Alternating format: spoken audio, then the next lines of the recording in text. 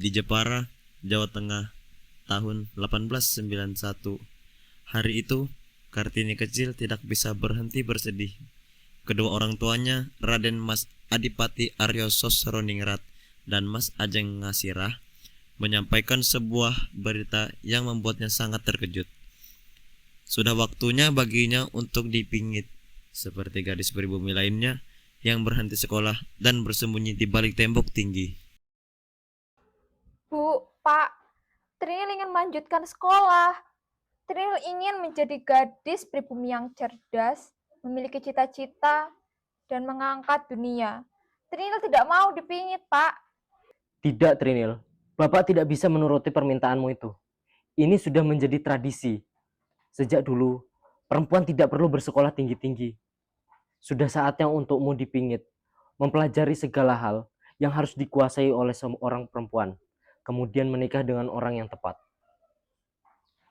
Pak, tidak bisakah sesekali tradisi ini tidak dilaksanakan? Trinil, Bapak adalah bupati, pemimpin rakyat Jepara. Tidak mungkin Bapak menghancurkan tradisi kita sendiri. Bu, Trinil mohon, Bu. Sudahlah, Trinil. Laksanakan apa yang sudah menjadi tradisi. Kelak kau akan mengerti mengapa ini semua terlakukan. Kartini adalah anak perempuan tertua, maka ialah yang pertama kali merasakan bagaimana rasanya dipingit. Bagaimana rasanya dipingit ya? Entahlah, Trinil. Yang pasti kita tidak bisa terlalu banyak berinteraksi dengan semua orang. Kamu akan selalu dikawal kemanapun kamu pergi. Aku tidak mau dipingit. Aku ingin bersekolah. Tenanglah, Trinil. Ini sudah menjadi adat, dan kita tidak bisa menghancurkannya. Kami akan meminjamkanmu buku agar kau tetap bisa belajar. Aku berjanji akan menjadi guru bahasa Belandamu untuk menggantikan guru lamamu. Terima kasih. Aku sangat menyayangi kalian semua. Perasaanku saat ini benar-benar hancur. Rasanya seperti di penjara. Bersabarlah, adikku. Kau pasti bisa melalui semua ini. Kau perempuan yang tangguh. Kami yakin itu. Itu pasti. Sebenarnya apa itu dipingit? Entahlah. Ibu bilang aku tidak akan sebebas dulu lagi. Kemanapun aku pergi, aku selalu dikawal. Sebenarnya aku tidak masalah dengan ini semua. Aku hanya ingin bersekolah. Aku, Rukmini, dan Kartina juga masih bersekolah. Kapan kami akan dipingit juga? Saat umur kita 12, Sumati, ya kan, Trinil? Kartini sedang duduk di salah satu bangku kayu yang terletak di halaman belakang rumahnya. Tiba-tiba, dua gadis berwajah Eropa terlihat berjalan dari kejauhan. Kartini memincingkan matanya dan segera tertawa gembira melihat siapa yang datang mengunjunginya. Dua sahabatnya, Rosa Abendanon dan Stella.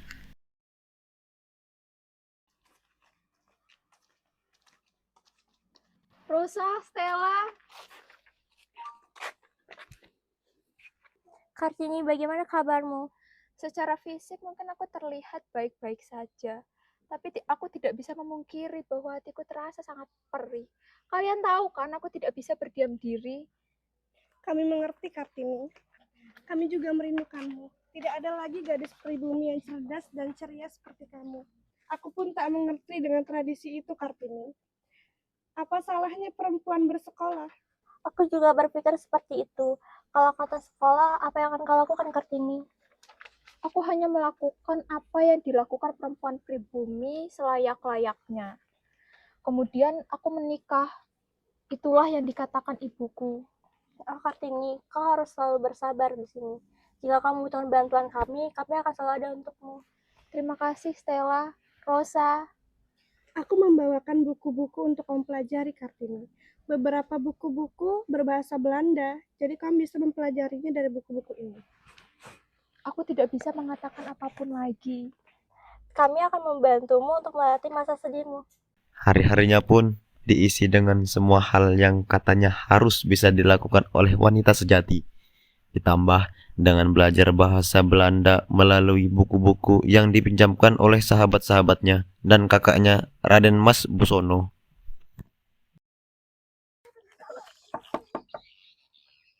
Kardina, Rukmini, Sumatri, apa yang sedang kalian lakukan di sini? Trinil, ayo kita pergi. Ya, ayo kita berkeliling Jepara. Kalian kan tahu aku sedang dipingit. Aku harus pergi dengan pengawalan dan tidak mungkin aku bisa berinteraksi bebas dengan masyarakat. Maka dari itu, jangan sampai kita ketahuan Bapak dan Ibu Suwargi. Ayo kita pergi, kita bertiga akan mengawalmu. Baiklah.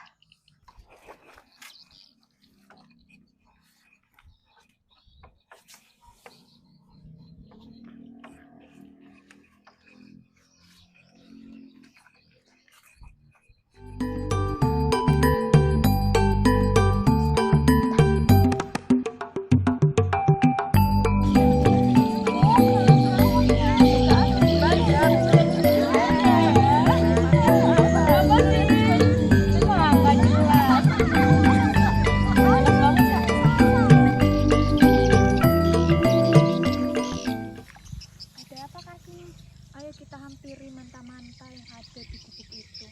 Apa yang mengganggu pikiranmu, Kartini?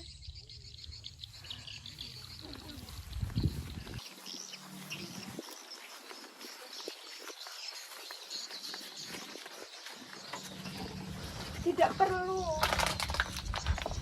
Apa kalian putri-putri Adipati Arya Sasradiningrat? Iya, bagaimana itu bisa tahu? Beliau adalah Adipati Citara kami. Beberapa kali melihat kalian yang satu. Mengapa kalian pergi tanpa pengawalan? Apa kalian tidak dipingit? Apakah memang di sini adalah salah satu hal yang harus dilakukan oleh seluruh masyarakat pribumi?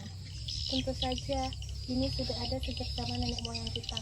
Lagi pula, dipingit membuat kita bisa menjaga diri dan berhati-hati terhadap laki-laki yang bukan muhrim kita sampai kita menikah. Lalu, apakah ibu bersekolah? Kami hanya rakyat biasa. Sejak kecil, kami tidak bersekolah. Dan dapat bersekolah hanya rakyat Belanda dan kaum pribumi. Selain itu, tidak ada yang bersekolah kecuali laki-laki. Lagi pula, bukannya wanita memang tidak perlu bersekolah. Suatu saat, mereka akan menikah dan kembali melakukan hal yang seharusnya dilakukan oleh wanita seperti kami. Rosa, dengan siapa kamu kesini? Apa dengan sahabat-sahabat yang lain? Tidak, Kartini, aku bersama kedua orang tuaku. Benarkah? Apa aku akan bertemu dengan mereka? Sudah lama aku tidak bertemu dengan Tuan dan Nyonya Abendanon. Sebentar, Kartini, ada yang harus aku bicarakan denganmu. Aku harus pergi, Kartini. Apa maksudmu? Aku akan melanjutkan sekolahku di Belanda dan melanjutkan pendidikanku yang lebih tinggi. Lalu, bagaimana dengan Stella, Ani, dan Van Kol? Mereka juga pergi. Kami akan berangkat. Sebenarnya kami ingin mengajakmu pergi ke Belanda. Kami ingin kamu meraih cita-citamu. Kami ingin kamu melanjutkan sekolahmu, Kartini. Tapi kami sadar bahwa kamu tak akan pernah untuk diizinkan pergi. Aku tidak tahu harus bagaimana lagi tanpa kalian. Kita masih bisa berbalas surat, Kartini. Aku yakin aku, Stella, Ani, dan Van Kol akan membalas suratmu. Aku akan menceritakan semua keadaan di luar sana. Hari-hari dilewati oleh Kartini dengan lebih bersemangat. Ia selalu berkirim surat dengan sahabat-sahabatnya termasuk Tuan dan Nyonya Abendanon. Ada banyak hal yang diceritakan oleh sahabat-sahabatnya termasuk melanjutkan pendidikan melalui beasiswa kedokteran di Belanda untuk Kartini. Bagaimana dengan pendapat Ibu mengenai beasiswa kedokteran itu, Bu? Trinil, untuk apa kamu bersekolah? Ibu tahu, melanjutkan sekolah adalah keinginanmu, ditambah melalui beasiswa, yang artinya ibu dan bapak tidak menanggung uang pembayaran. Tapi nak, kamu adalah perempuan. Kau sudah dewasa. Bagaimana maksud Ibu? Mengapa kau tidak menikah saja, Trinil? Ibu, bukannya Ibu tahu, Trinil ini memiliki cita-cita untuk membuat kaum perempuan bersekolah, untuk membuat kaum pribumi ini mengenyam pendidikan. Jika Trinil menikah, maka mimpi Trinil ini tidak akan terwujud, Bu. Menikah hanya akan membuat segalanya terhambat. Trinil, kau adalah wanita. Umurmu sudah cukup. Bahkan, biasanya tidak ada wanita berumur 24 tahun yang belum menikah. Di Jepara, kau harus sadari itu, Trinil. Sudah saatnya kau berhenti dipingit. Berhenti dipingit.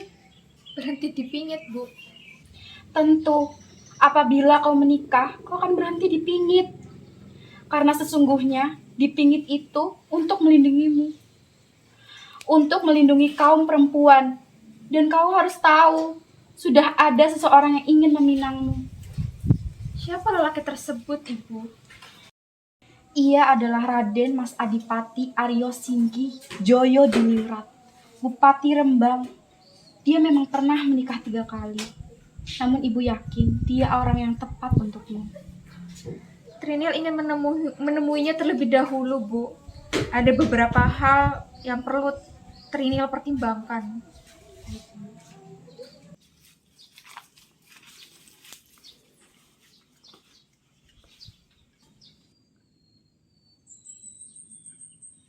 Ayo, monggo.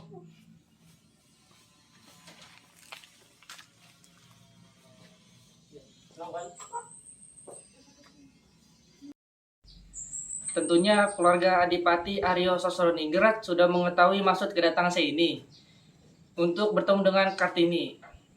Oh, iya. Mohon maaf sebelumnya, Adipati Aryo Singgi. Semuanya kami serahkan kepada Kartini. Bagaimana jawabannya? Kami membiarkan ia mengambil keputusannya sendiri. Bapak, Ibu, bolehkah Trinil berbicara berdua saja dengan Mas Raden Adipati?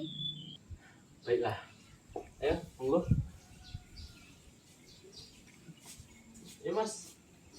Nah. Ada beberapa hal yang ingin saya tanyakan, Raden. Tentu, apakah itu Kartini?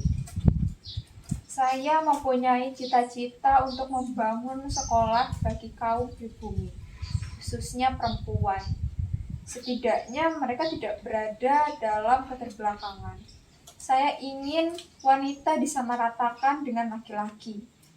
Saya ingin wanita tidak lagi ditindas dan menjadi kaum yang lemah. Bagaimana dengan pendapat Adipati sendiri?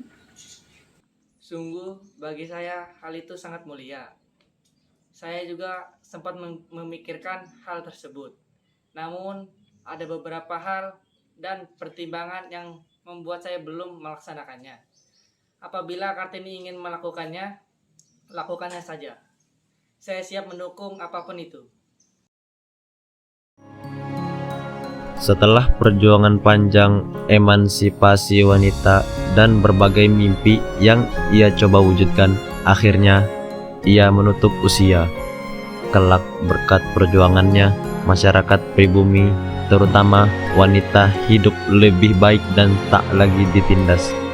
Di seluruh rakyat pribumi dapat bersekolah siapapun itu berkat perjuangan Raden Ajeng Kartini.